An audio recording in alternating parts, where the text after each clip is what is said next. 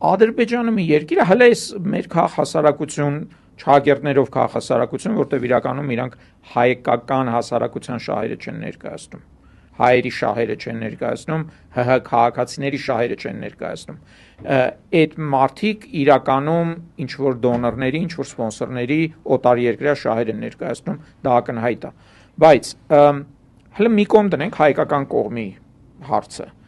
Ադրբեջանում իրանք ում հետ են շփվում։ Ադրբեջանում 2-3 բլոգեր լրագրող խոսել էին քաղաքականությունից, մինչև հիմա բանտում են։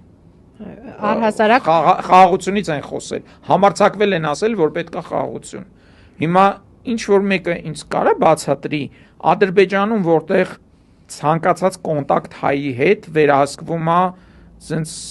այն կարգի, որ Հայաստանում երբեք այդ ձևի վերահսկողություն չի եղել։ Մենք ասում ենք Ադրբեջանը դիկտատուրա է, Ադրբեջանը տես մանրից արդեն տոտալիտար ռեժիմ է ցանկացած դառնում։